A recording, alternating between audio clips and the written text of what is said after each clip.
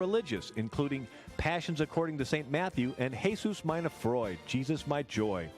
In expressing his convictions on the purpose of music, Bach asserted, the aim and final end of all music should be none other than the glory of God and the refreshment of the soul. If heed is not paid to this, it is not true music, but a diabolical bawling and twanging. This has been an American Minute with Bill Federer. For a free transcript, call American Minute at 1-888-USA-WORD.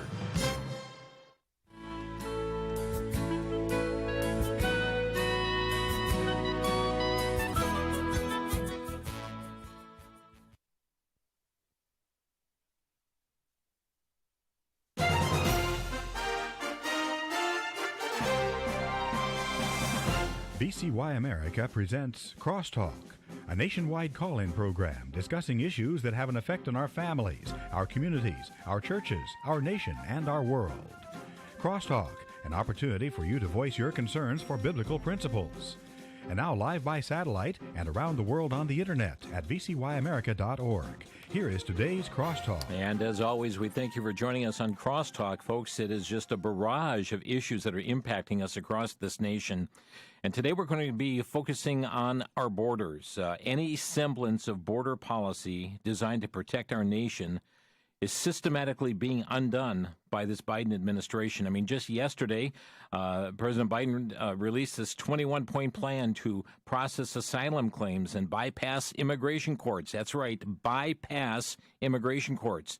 Tens of thousands of those who have entered our nation illegally are repeatedly and reportedly being released into the U.S. without court dates. I mean, there are those who have been convicted of homicide, deported from the U.S., have re-entered our nation again, and yes, you guessed it, all illegally.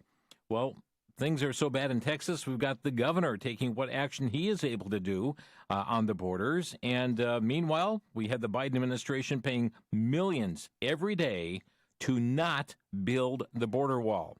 Well, with these and other stories, we welcome back Mark Krikorian, nationally recognized expert on immigration issues. He is the executive director of Center for Immigration Studies. They are an independent, nonpartisan research organization that examines and critiques the impact of immigration on the U.S. He has testified many times before Congress, has published many articles, and appeared in outlets across the nation. Mark, thank you for joining us today. Well, thanks for having me back. Well, so much has happened since you were with us last, and there's a lot unfolding, but let's just begin by talking some numbers. What do we know about numbers that are crossing the border illegally, and how many of them are being returned? Well, pretty much every month since Biden was inaugurated, we've had close to, something like between 150 and 190,000 illegal immigrant arrests at the border. Now, a lot of those people, some of those people were arrested several times. And, the adult males were just turned around and sent back home. But a lot of them, the adults who bring kids with them and the kids, the minors, most of them teenagers, whom their parents paid to have smuggled to the border, but then they step over on their own and are classified as unaccompanied minors. All of those groups, the families and the teenagers, are let go into the United States in one way or another eventually. In other words, they're not sent back.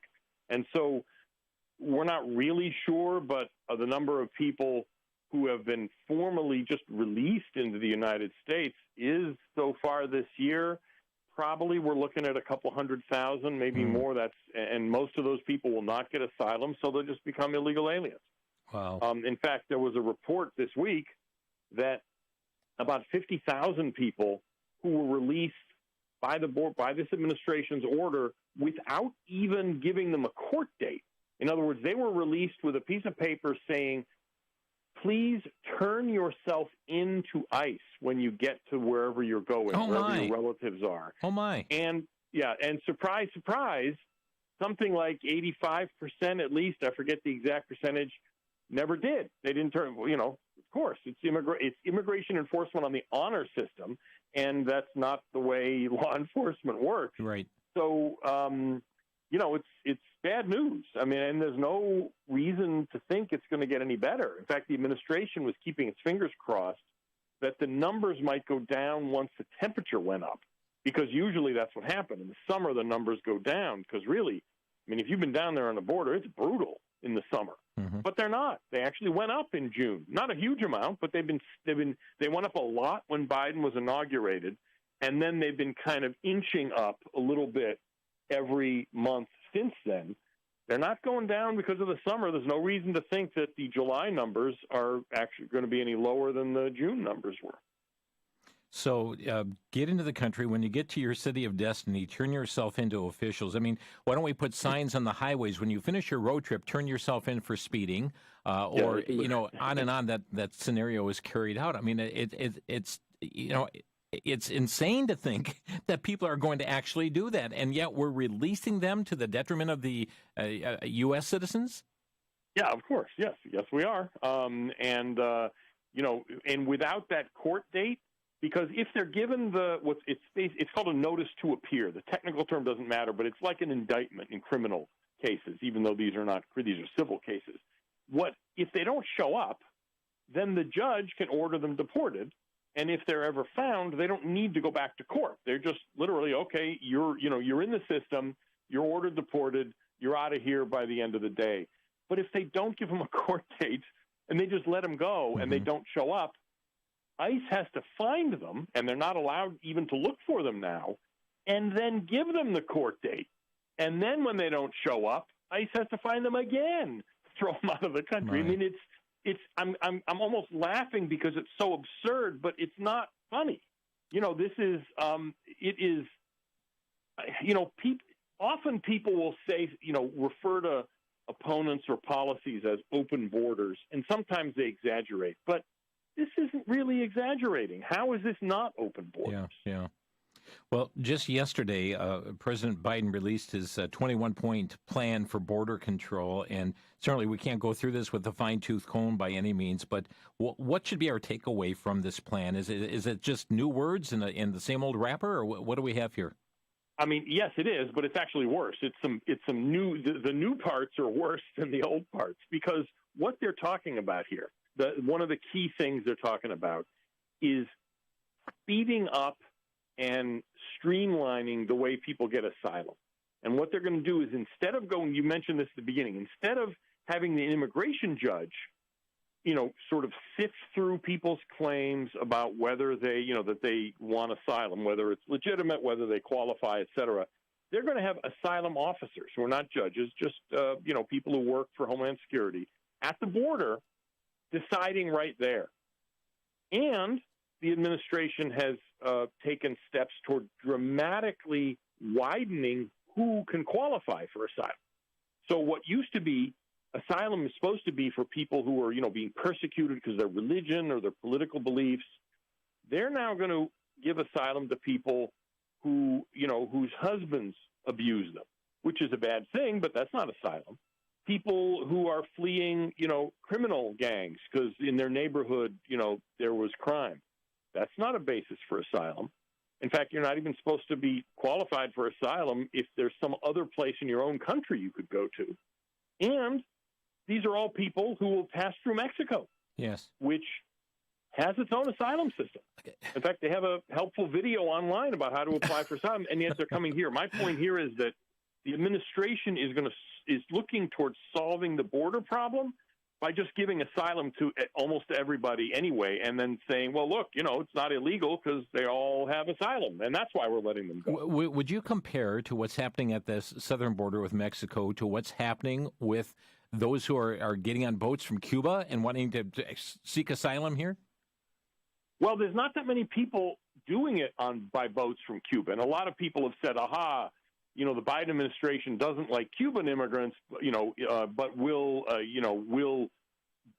support or, you know, let in non-Cuban immigrants. In other words, people figure this, they're making a political point. But that's actually not correct, because the Cubans don't come by boat anymore. Why bother if you can fly to Mexico City and just take a bus to the border? Because the Cubans are one of the big groups of illegals that are being let go at the border, along with Haitians and Central Americans, but also now people from Africa and Asia. There's Romanian gypsies are coming over in increasing numbers. We've had the Biden administration, though, tell the Cubans, do not come here. We're going to send you back. Not the they case? said do not come by boat. By boat, okay. What they're saying, without saying it, and they said it to Haitians too, because it's Haitians and Cubans. Both of them have come by boat, and there's disorder in both countries now. What they've said is, do not come by sea. The unspoken part of it was, we're just letting you across the land border, so don't come by sea. And we're letting in lots of Cubans and Haitians along with everybody else streaming across the border. So no, it's not a Cuba-specific thing. What they're worried about is they don't want the images of news helicopters taking pictures of people swarming onto the beaches of Florida. They would rather it happen in Texas, where people often come over at night.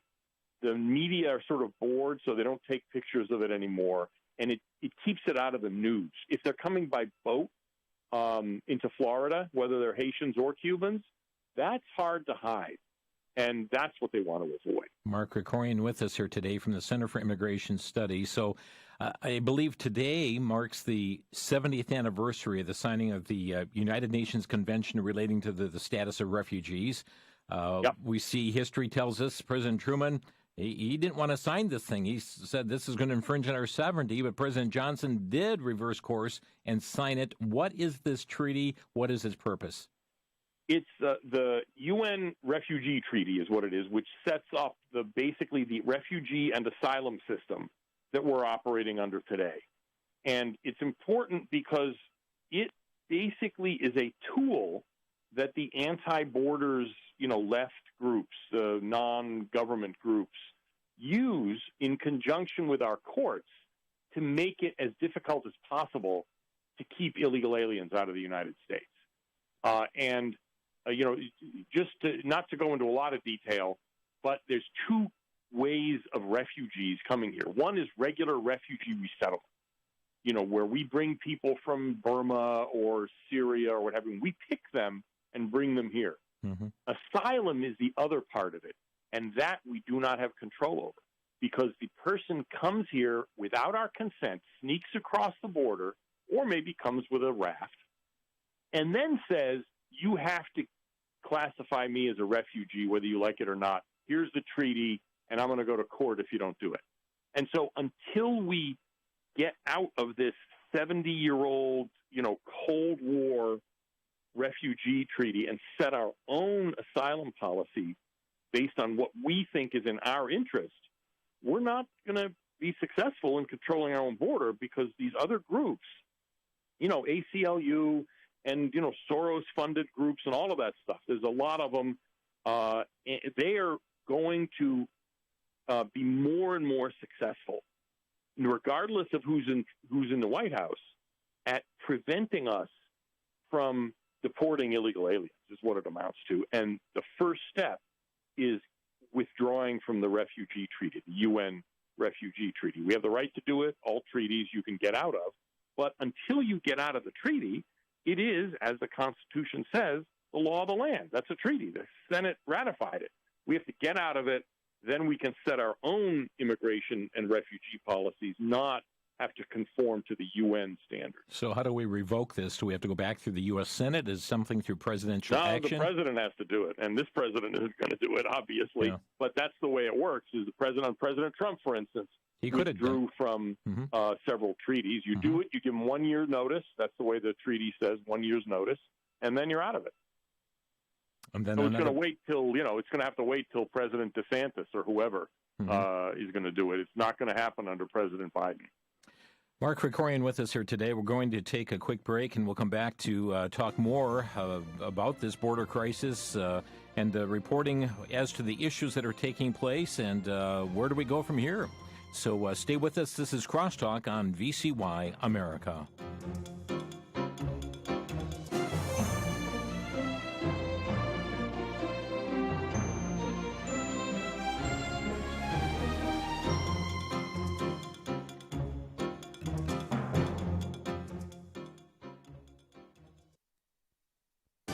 Back to Genesis with Dr. John Morris, scientist with the Institute for Creation Research. Dr. Morris, now I've heard that sometimes germs evolve. Is this true? Chris, this is a common claim that some germs acquire the ability to infect certain new species, or maybe they become resistant to drugs. But this is not evolution. In fact, it's really devolution, the loss of ability or the loss of genes to accomplish a certain purpose. A recent study showed that the whooping cough bacteria lost a certain suite of genes, which caused the animal host immune system not to recognize it. Now a new animal can be infected, but is this evolution? What happens here is the loss of genes, not the gain of genes as evolution needs. What results is death, not life. While it doesn't fit the evolution view, it does fit the creation followed by the fall and the curse view, and that's the back to Genesis view. Thanks for tuning in to Back to Genesis.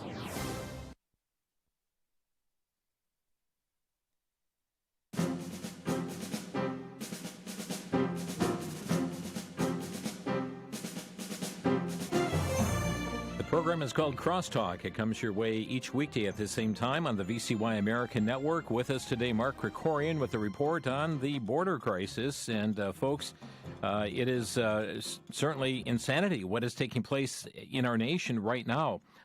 Mark, we understand that there is, we're just accommodating so many. Border Patrol actually dropping off illegal aliens at bus stations, shipping them across cities across this country?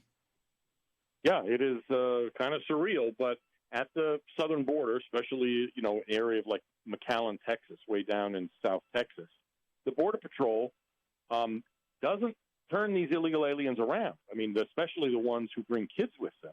Basically, the kids serve as a kind of golden ticket into the U.S.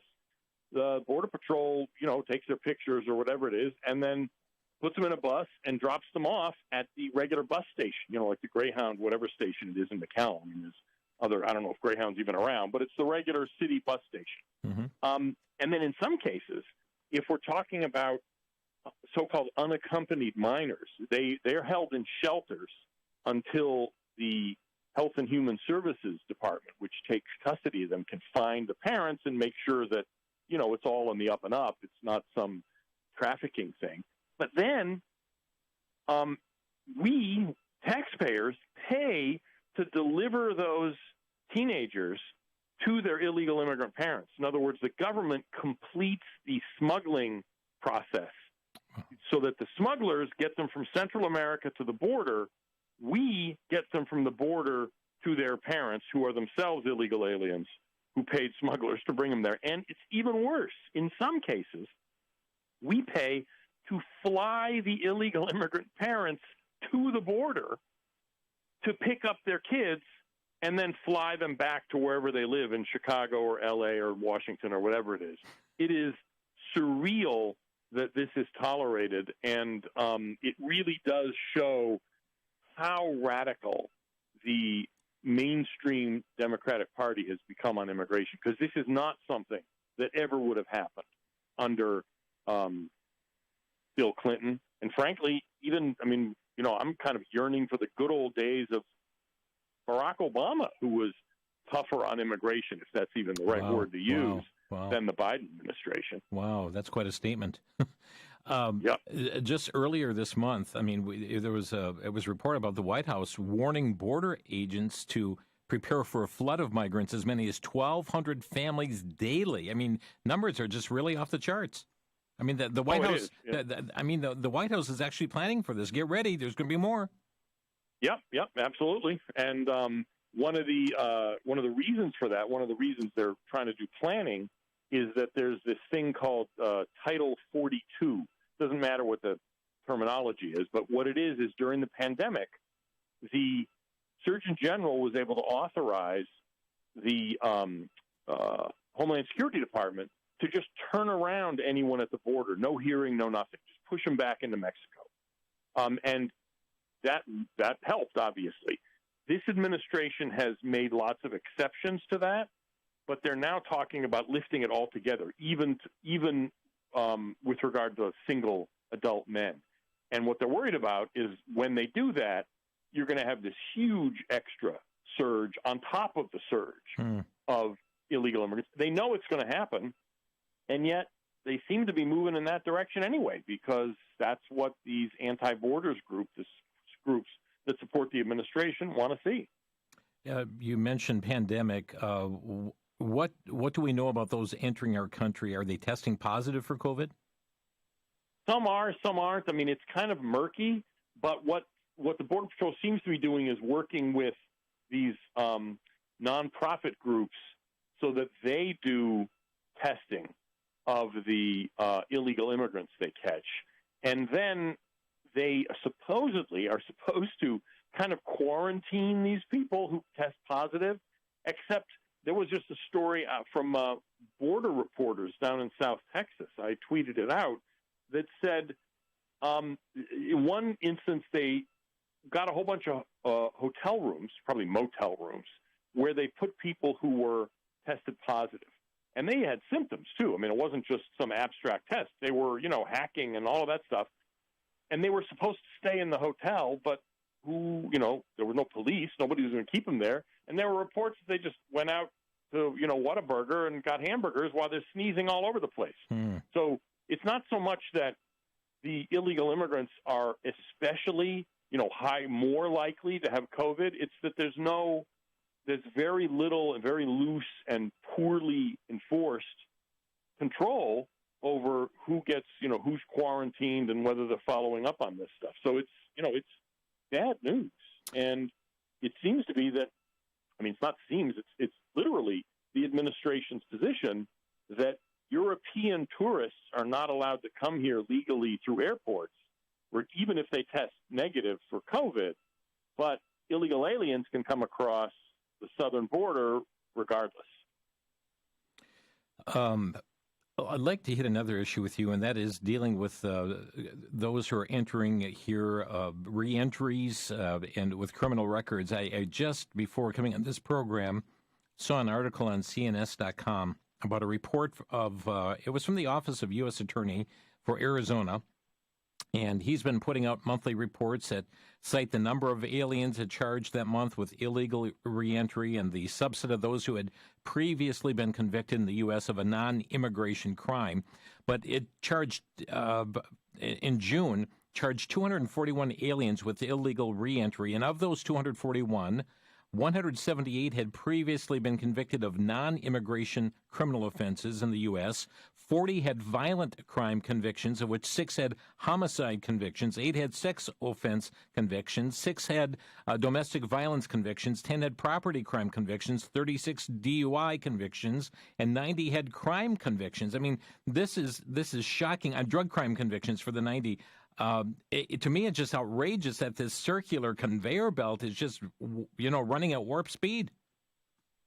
Yeah, I mean, that's, I hate to say it, but I've been doing this long enough that it doesn't surprise me anymore. In some sense, you get kind of jaded, but absolutely that there's no question that people who are criminals who end up getting deported, and one of the reasons there's so many criminals among those people who re-entered after deportation is that the only people we deport now are ones who already commit crimes anyway. Even under Trump, almost everybody who got deported was already a criminal, despite all of the hyperventilation from the open borders groups. Mm-hmm. But, what's unusual is that they're prosecuting any people who re-entered after deportation. Because when you sneak across the border the first time, that's a criminal offense, but it's a misdemeanor. Usually, they don't prosecute those, although frankly they should, as a deterrent. Under Trump they did. These guys, this group now has basically stopped that. But if you have been deported, you go through the whole process and are deported.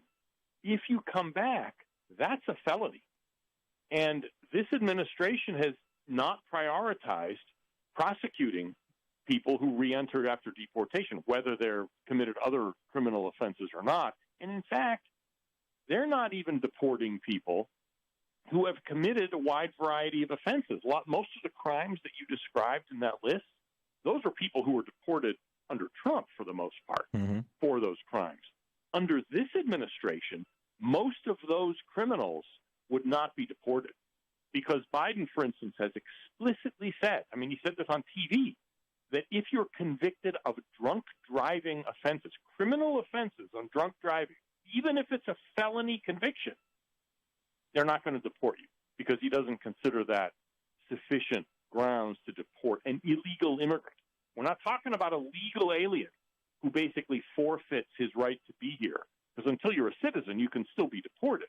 But if you're a legal immigrant with a green card, you have to commit a pretty serious offense to get deported. And I guess that makes sense because, we've let you live here as a permanent resident. But if you're an illegal alien, every illegal alien is deportable at any time. And what this administration is saying is that not only are they going to ignore most illegal aliens, they're going to ignore most illegal aliens who are convicted of crime. Wow. And so, a year from now, there may not be as many of the kind of people you described, precisely because they're not even deporting most criminals now. Is it true that immigration judges have been forbidden to use that term alien?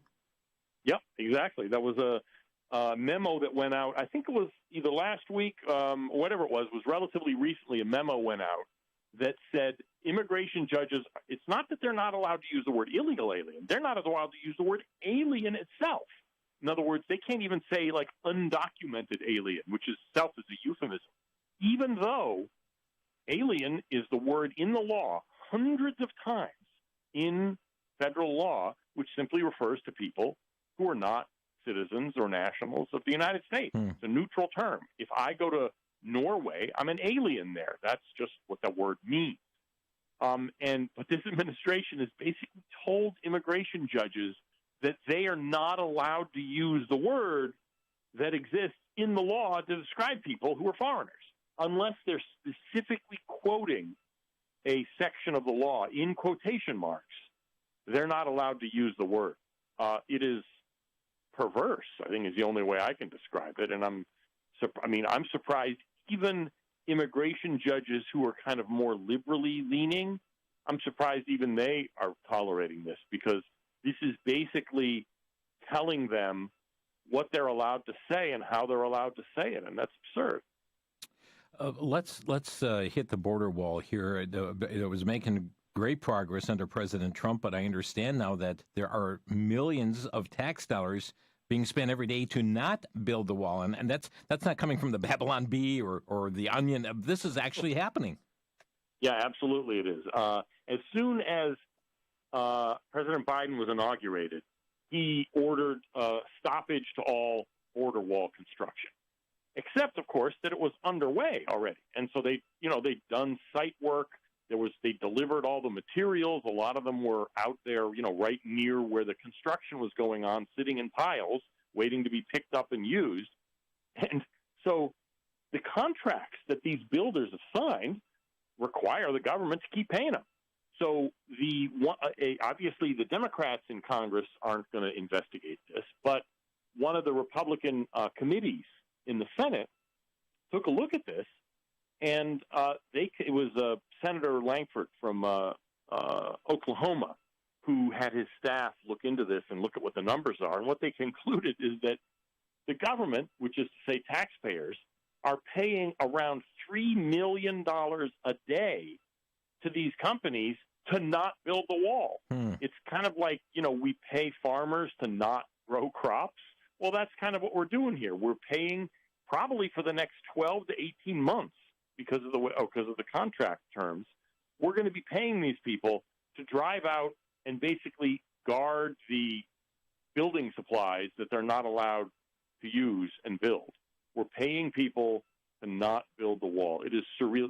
It would save money at this point to finish building parts of the wall, even if they don't want to build more of it. If they just finish what they've already paid for, it seems like that would be a much more prudent and good government way to do it, rather than spend money on nothing. Wow. Folks, we're going to take a quick break. I've got just a couple more questions as well, because we're going to take a look at how Texas is getting engaged with this. And what about DACA? There's been a significant court ruling there as well, so we'll get an update on that, as well as where do we go from here. So stay with us. You're listening to Crosstalk on VCY America. Mark Krikorian is with us today from the Center for Immigration Studies. Their website, CIS.org. We'll be right back. From the frontiers of scientific discovery, researchers are now taking design elements from the natural world and creating extraordinary breakthroughs that benefit our health, our quality of life, our ability to communicate, and even help us work more efficiently. Many of these are documented in the book Discovery of Design. In this book, you'll learn how things like batteries, human organ repair, microlenses, and even credit card security all have links to natural designs. You'll learn how innovations like solar panels in space use technology from beech tree leaves, how the study of the leg bone led to the building of the Eiffel Tower, how the study of the timber beetle helped to improve the use of chainsaws. Over 75 such illustrations are given. It's a fantastic journey into the intersection of science and God's blueprints for life. Discovery of Design is available for a donation of $16 or more to VCY America by calling 1-800-729-9829. That's 1-800-729-9829.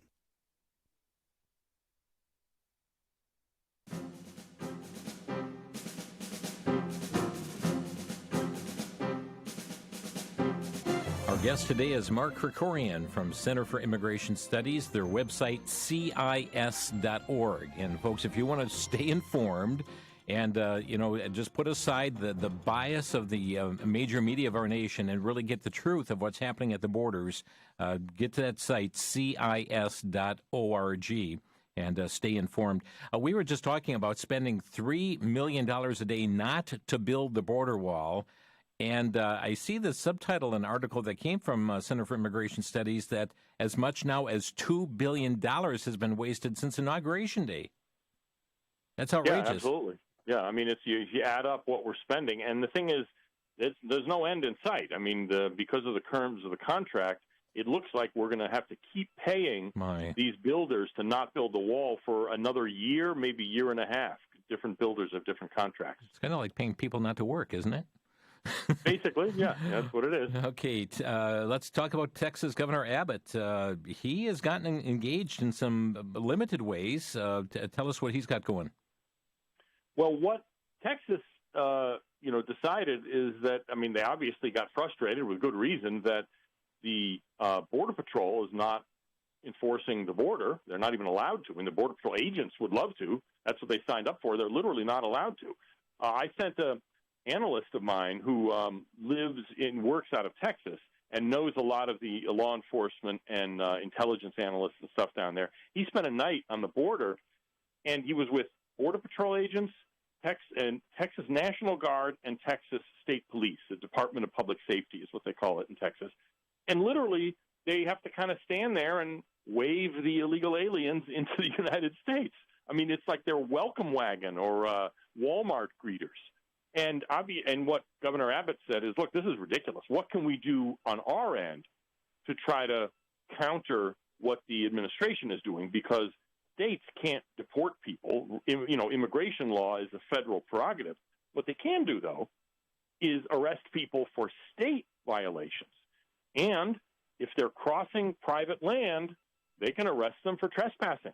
So that's what they've started to do, is arrest these illegal immigrants for trespassing. They've also devoted, they've sent Texas National Guard, which, like I said, there's not much they can do, but they can do something. It can help the local state police. And then some states have sent law enforcement and National Guard people. Florida did it, South Dakota, several other states as well. Mm-hmm. The question, though, is, I mean, I think it's an important thing to do because it sends a clear signal that this is, it's a vote of no confidence in the federal government's policies. But, for instance, the illegal immigrants who are arrested for trespassing, how long do you get jail for trespassing? Right. 30 days or something? And then what do they do with them? Texas can't deport them. I mean, I guess they could take them to the crossing point on our side and say, okay, fella, adios, see you later. But they don't have to leave. They have to let them go into the United States because ICE and the Border Patrol are prohibited from taking custody of these people. So it's important what Texas is doing, but until the federal policies change, it's not going to have as big an effect as I would like. Texas also putting some money aside for wall completion? Yeah, that's the other thing they're doing is, and that they can do as long as it's not on federal land, is try to plug some of the holes in the fence. that were left when Biden halted fence construction. Because there are places where, the fence is done, except there's like 750 feet where there's no fence, which is just a hole inviting people to sneak through there. And so they are in fact doing some wall construction, but, the federal government can obstruct them there and under the Biden administration, they probably will, because some of the land the federal government already took through eminent domain. And so, they're not going to let Texas build a wall on a portion of land that they already purchased. So, again, this is an important and useful measure that Texas is doing, but the impact of it's going to be limited because the real problem, the root cause of the border disaster is in the White House. And until that changes, anything that the states do are going to be at the margins helpful, but they're not going to be game changers. If you would, Mark, give us an update on DACA. I mean, we saw a pretty significant ruling come from the courts. Yeah, there was a ruling not that long ago that DACA is illegal. It's a federal judge in Texas. It's obviously illegal. He said both the way it was done was illegal and the substance of it, basically giving amnesty to people without Congress's consent. And that's the Obama administration, correct? Yes, it was the Obama administration back in 2012 they did it. But what the judge said also is that the people who already have DACA will get to keep their work permits, because that's what it's about. It's a work permit program. Because they've been, the government gave them. They took these work permits in good faith because that's what the rules were, and they've had jobs. They got hired, and they've been working for 9 years. They're not kids. They're all, a lot of them are in their 40s at this point, or late 30s at this point. And so he said, okay, if you've got a DACA work permit, you can keep it for now because the case will be appealed further on. But no new DACA applications can be processed. And so he froze DACA so it's not growing, because it was growing. They were taking new applications. But the people who have DACA get to keep it. But this is the first time, finally, it's got to court where a judge says the program itself was a violation of the law. Very important, but it's symbolically important in the sense that it's making the right point, but it's not actually changing anybody's status, because the ones who have work permits get to keep them, at least until now, because it'll go to circuit court, which is the federal appeals level, and almost certainly will eventually get to the Supreme Court. Friends, our telephone number to Crosstalk today, 800-733-9829. That's 800-733-9829. If you have a question for our guest today or a brief comment, your reaction to these issues that are going on at our border right now, 800-733-9829. What is the path forward, Mark? I mean, things are looking pretty grim as it relates to these programs, the policies that the Biden administration has come forth, the orders have been given to the Border Patrol agents, the taxpayer-funded flights and bus trips throughout the United States on their tours. What is the path forward? There are paths forward. Nobody should be, despair is a sin.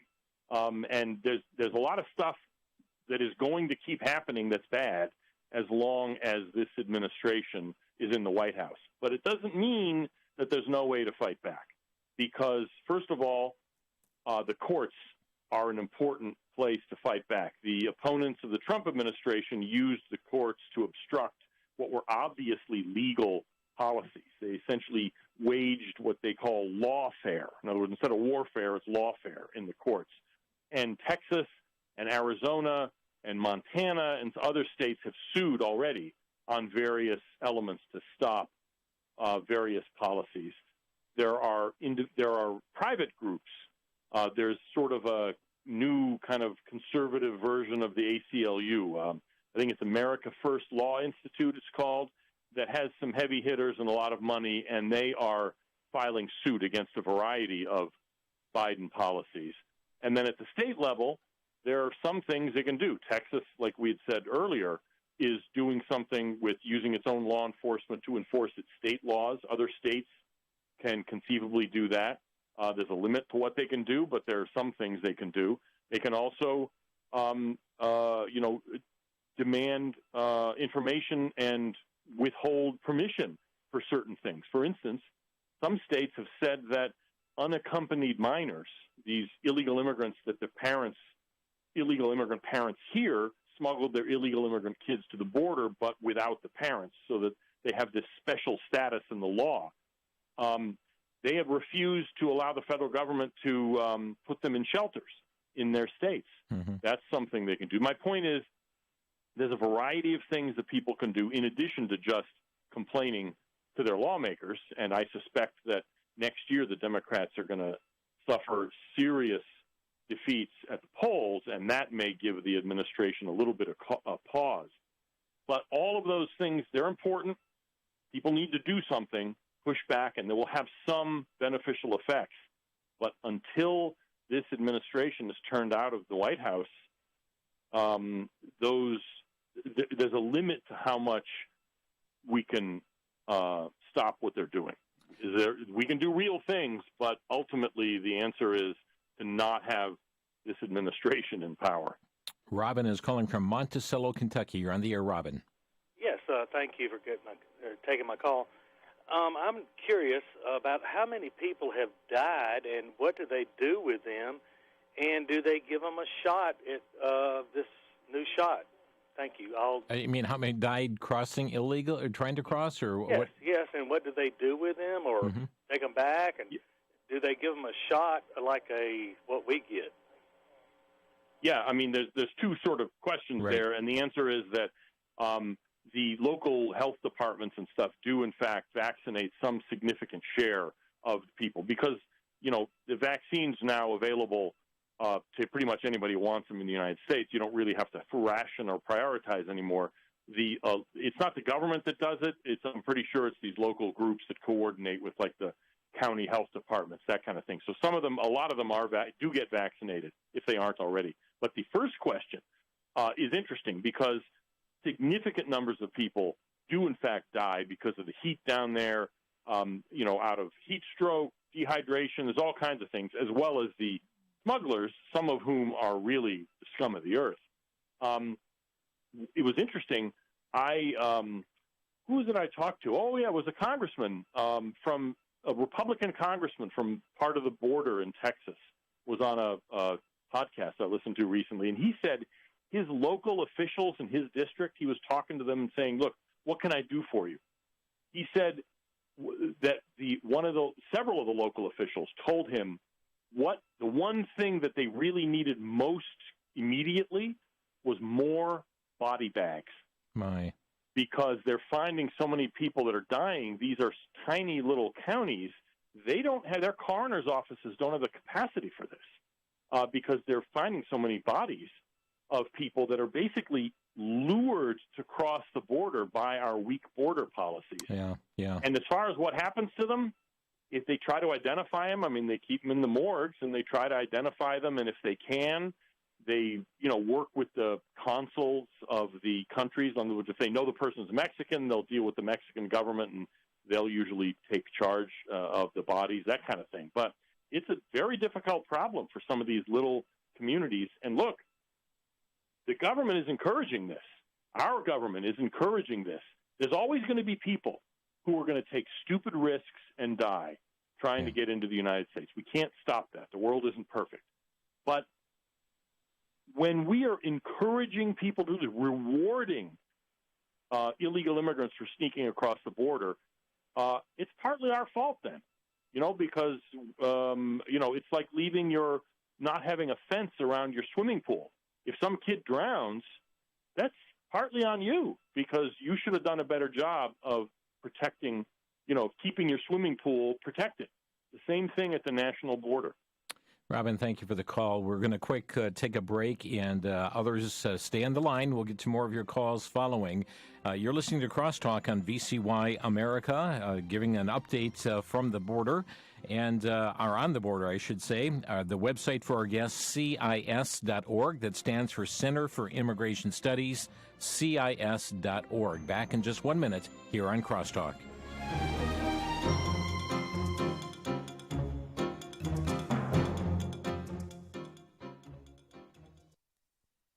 For the Worldview Report, I'm Brandon House. Our website is worldviewreport.com.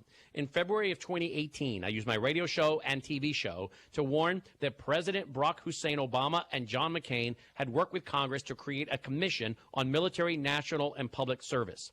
I warned that they were going to require women to sign up for the national draft, selective service.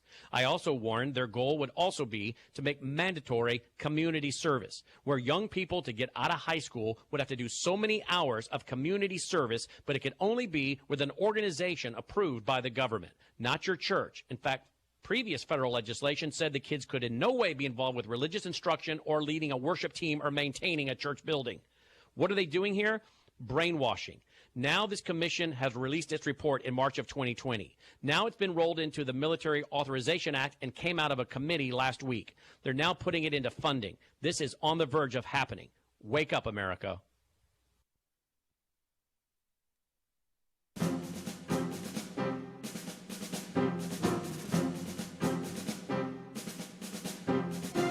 we're going right back to the phone lines here on Crosstalk. Our guest today is Mark Krikorian.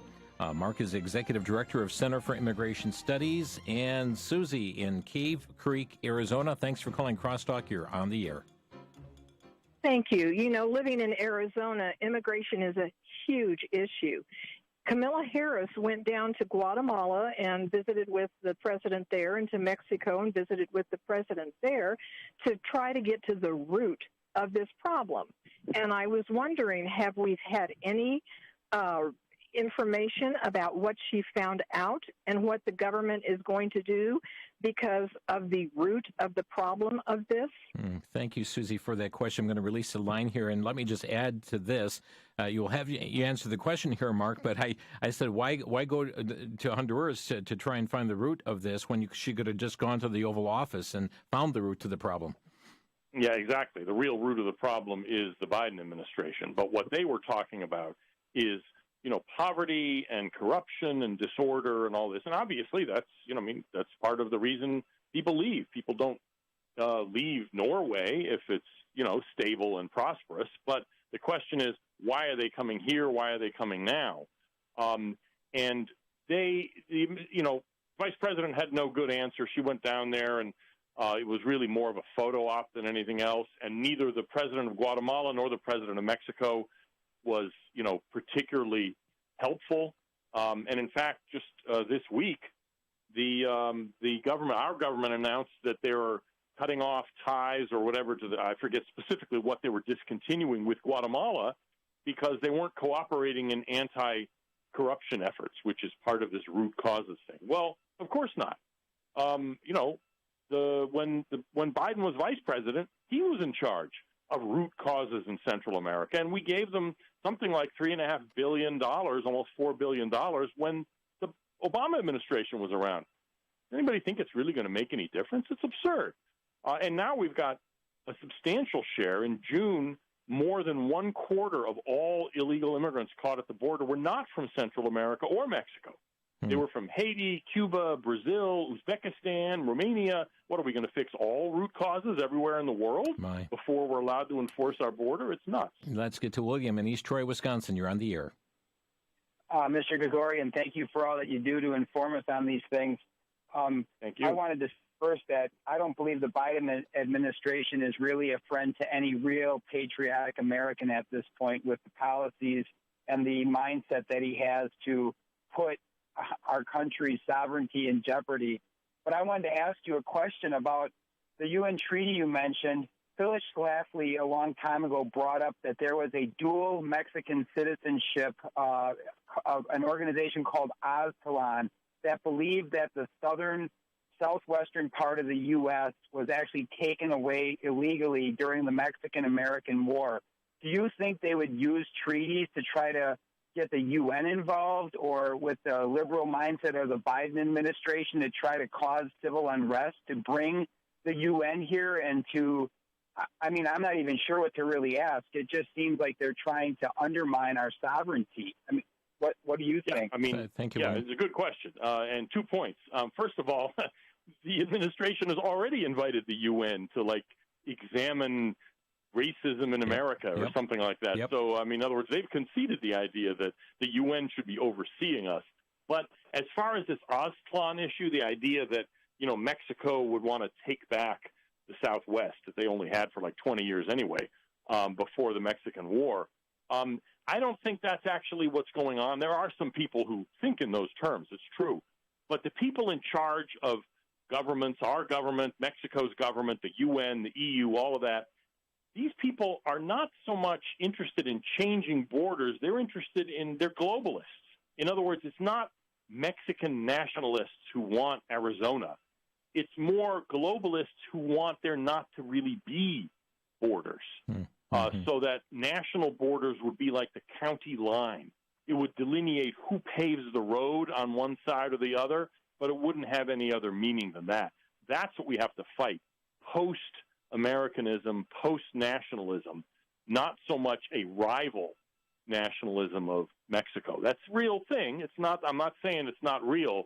I'm worried more about whether we're even going to be allowed to have borders and national sovereignty at all. Thank you, the William. real challenge. Let's get to Fred in Milwaukee. You're on the air, Fred.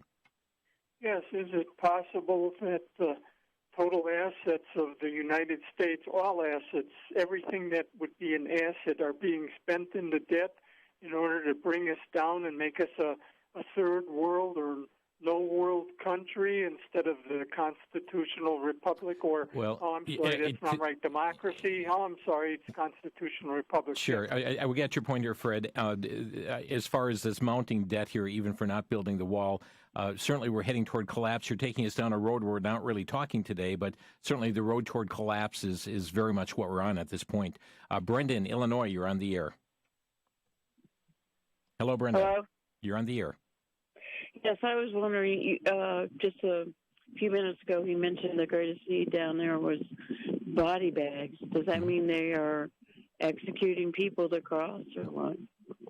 No, it's not so much that nobody, they're not executing anybody. What it is people dying because of, heat stroke and exposure and that sort of thing, because, it's incredibly hot down there. Yeah. If you have a car and air conditioning and whatever and bottled water, it's not that big a deal. But if you're trying to walk 10 miles around a Border Patrol checkpoint that your smuggler is, leading you to avoid being caught, and then this guy just leaves you and you're wandering around lost, that's you can die pretty quickly. That's what it is. People dying. Go ahead. We're going to try and squeeze in Eddie here from Texas. Hi, Eddie, you're on the air. Hello, Eddie. Okay, Eddie's got his radio turned way up. With us here is Mark Krikorian from Center for Immigration Studies. Mark, you've got a lot of information on your website, and certainly would encourage people to go there. What will they see when they get to your site? We have at CIS.org. We have a blog blog posts every day, and all of our other studies. And we have a weekly podcast now. Every Thursday, we have a new podcast, about half an hour, giving information on some different issue. And for people who like snark and sarcasm, I'm on Twitter at Mark S. as in Stephen, Mark S. Krikorian. Very good. Well, Mark, thank you for carving out the time on short notice to join us today for some very important contemporary issues impacting our nation. Happy to do it anytime. Thank you. Thank you. Again, Mark Krikorian with us today, Center for Immigration Studies. He's the executive director there, and you can check out the site at cis.org. Our time is gone. Thanks for joining us today on Crosstalk.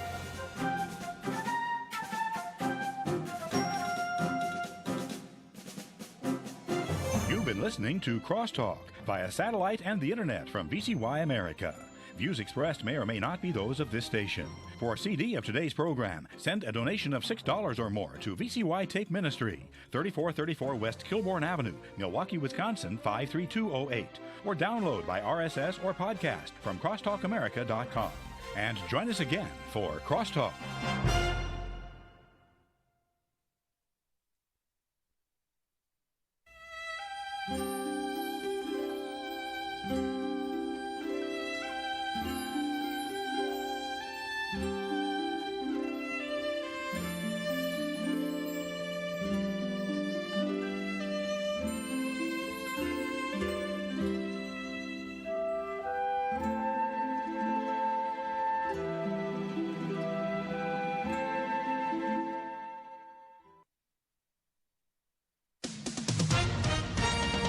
with a